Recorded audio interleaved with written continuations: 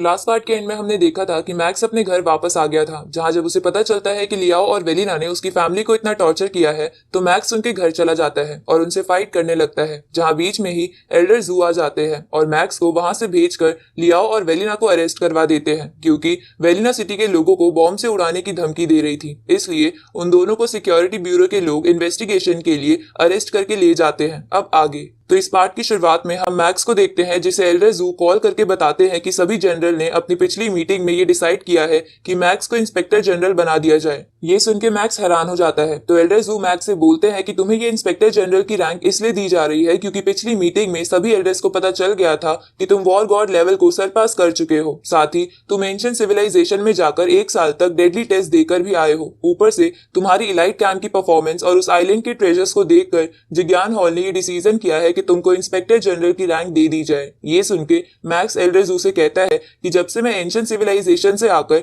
अपनी home town वाली city का इंस्पेक्टर बना था तब से मैं अपने कामों में ही खोया हुआ हूँ और मेरा सारा काम जिज्ञान हॉल के प्रेसिडेंट ने ही संभाला है, तो क्या मैं इस रैंक की रिस्पॉन्सिबिलिटी को संभाल पाऊंगा। ये सुन के एल्डर जू मैक्स से कहते हैं कि इंस्पेक्टर जनरल बनने के बाद कोई भी बंदा एल्डर्स की डिसीजन मेकिंग मीटिंग में शामिल हो सकता है, साथ ही वो बंदा बाकी एल्डर्स के साथ डेंजरस प्लेसेस में भी जाता है। तो क्या तुम अब भी इस काम के लिए खुद को काबिल नहीं समझते। ये सुन के मैक्स तुरंत ही इस रैंक को एक्सेप्ट कर लेता है, क्योंकि वो डेंजरस प्लेसेस का नाम सुन के बहुत ही एक्साइटेड हो गया था, जिस बात को जानकर एल्डर जू भी हंसने लगते हैं। अब एल्डर जू मैक्स को बताते हैं कि मास्टर होंग ने मैक्स के लिए एक मैसेज देने को कहा है कि लियाओ और वेलिना का केस बिल्कुल ईमानदारी से लड़ा जाएगा। ऊपर से मास्टर होंग ने मैक्स के लिए 3 सबसे बेस्ट लॉयर्स भी हायर कर लिए हैं। ये सुन के मैक्स खुश हो जाता है और एल्डर जू से मास्टर होंग को थैंक यू बोलने को कहता है। इसके बाद मैक्स एल्डर जू से पूछता है कि अगर लियाओ और वेलिना गिल्टी साबित हुए तो उन्हें क्या सजा मिलेगी, जिस पर एल्डर जू मैक्स से कहते हैं कि लियाओ और वेलिना ने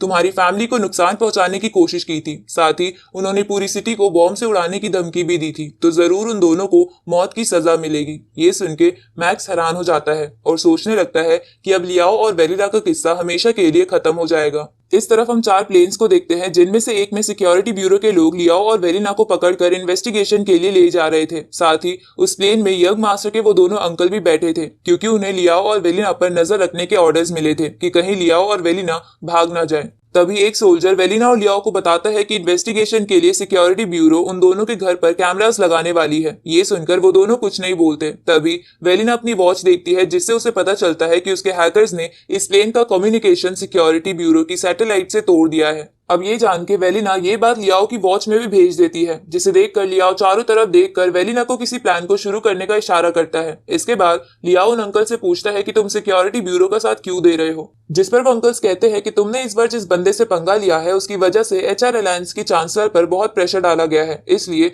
उन्होंने एचआर अलायंस के सभी मेंबर से कहा है कि तुम दोनों को सिक्योरिटी ब्यूरो के साथ कॉर्पोरेट करना ही होगा और एचआर अलायंस के बाकी मेंबर्स भी इसमें सिक्योरिटी ब्यूरो का साथ देंगे। उसी वक्त वेलिना अपना प्लान एक्टिव कर देती है, जिसके बाद वेलिना के हैकर्स उस प्लेन को हैक करके बाकी प्लेन से दूर करने लगते हैं, जिससे वो प्लेन पूरी तरह हिलने लगता है। तभी वेलिना अपने एक वेपन की मदद से खुद की और लियाओ की सीट को एक जगह पर लॉक कर देती है। ये देखकर सभी सोल्जर्स और अंकल्स खड़े होकर उन दोनों को घेर लेते हैं। तभी वेलिना अपने सामान में से एक बॉल को लॉन्च करती है, जिसके बाद वो बॉल उस प्लेन के सामने आकर 2 टुकड़ों में टूट जाती है और उस प्लेन को एक शार्प वायर की मदद से बीच से काटने लगती है। ये देखकर वो अंकल प्लेन की डायरेक्शन को चेंज करने को कहते हैं, पर इसके लिए बहुत देर हो चुकी थी, क्योंकि वो बॉल बहुत तेजी से उस प्लेन के साथ साथ सभी सोल्जर्स और अंकल्स को भी बीच में से काट देती है, यहाँ तक कि उन लोगों को इस बात का एहसास तक नहीं होता।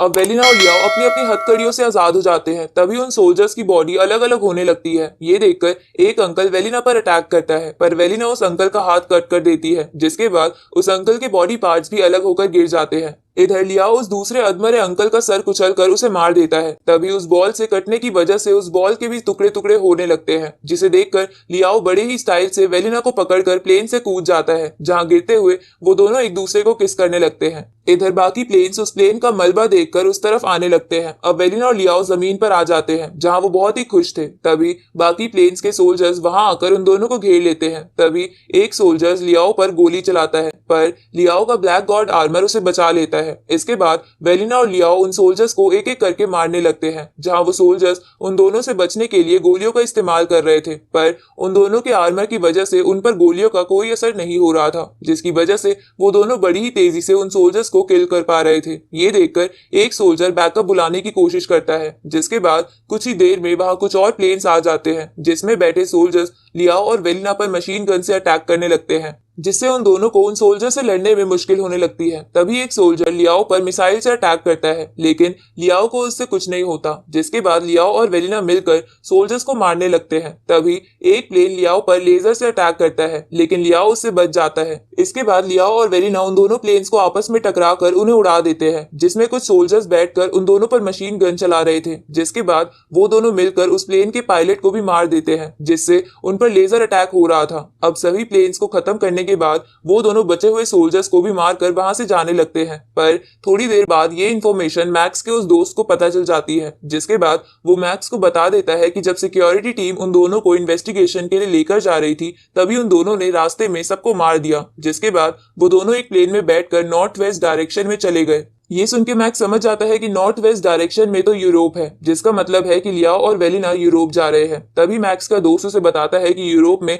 एचआर अलायंस का हेडक्वार्टर है, तो हो सकता है वो लोग वहां के लोकल लोगों की मदद से खुद को अंडरग्राउंड कर ले। ये सुन के मैक्स को गुस्सा आने लगता है, तो उसका दोस्त उसे बताता है कि हमें जल्द से जल्द सारे एविडेंस वॉर गॉड पैलेस को भेजकर ये बात उन्हें बता देनी चाहिए, ताकि वॉर गॉड पैलेस तुरंत ही एक्शन लेकर यूरोप अथॉरिटीज को अलर्ट कर दे। ये सुन के मैक्स कुछ सोचने लगता है। इस तरफ हम वेलिना और लियाओ को देखते हैं, जहां वेलिना थोड़ी उदास थी क्योंकि उन्हें अपना घर छोड़ना पड़ गया था। तो ये देखकर लियाओ वेलिना से कहता है कि तुम टेंशन मत लो, एक बार हम यूरोप पहुंच जाए तब सब ठीक हो जाएगा, क्योंकि मुझे पूरा विश्वास है कि वहां पर एचआर अलायंस के सीनियर मेंबर येन हाई हमारी मदद जरूर करेंगे। इधर हम मैक्स को देखते हैं, जो लियाओ और वेलिना के खिलाफ सभी एविडेंस मास्टर होंग को मेल कर देता है, क्योंकि मास्टर होंग ही वॉर गॉड पैलेस के लीडर थे। दूसरी तरफ वेलिना और लियाओ कुछ टाइम बाद यूरोप की फरोसी सिटी में पहुंच जाते हैं, जिसके बाद वो अपना प्लेन लैंड करके प्लेन से बाहर आ जाते हैं, जहां वो बहुत ही रिलैक्स लग रहे थे, क्योंकि उन्हें अब किसी का डर नहीं था। तभी उन दोनों के सर में बहुत तेज दर्द होने लगता है, क्योंकि आसपास बहुत ही स्ट्रॉन्ग स्पिरिचुअल मास्टर था। इसलिए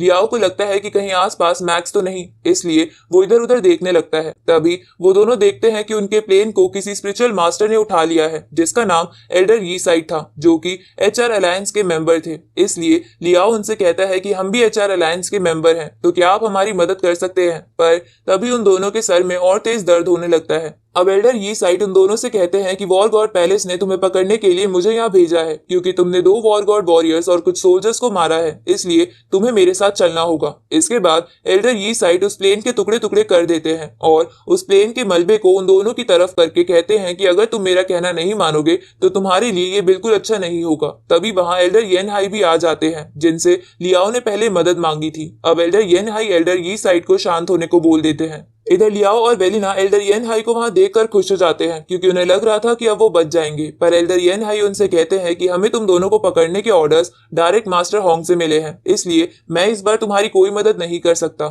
ये सुन के वो दोनों निराश हो जाते हैं, यहाँ तक कि लियाओ तो बिल्कुल टूट गया था, पर फिर भी उन्हें उन दोनों एल्डर्स के साथ जाना पड़ता है, क्योंकि वो दोनों उन एल्डर्स से नहीं लड़ सकते थे। इसलिए वो दोनों एल्डर्स उन दोनों को जिग्यान हॉल के हेडक्वार्टर में ले आते हैं। दूसरी तरफ ये न्यूज मास्टर होंग को मिल जाती है, तो मास्टर होंग एल्डर याओ राओ से कहते हैं कि सभी से ये कह दो कि कल वॉर गॉड पैलेस का कोर्ट ओपन होगा, जिसमें लियाओ और वेलिना के केस की सुनवाई होगी। और मास्टर होंग के ये कहते ही ये पार्ट यही खत्म होता है। आगे के पार्ट्स के लिए चैनल को सब्सक्राइब कर दीजिए, बेल आइकन प्रेस कर दीजिए, जिससे आने वाली वीडियोस की अपडेट आपको मिलती रहे।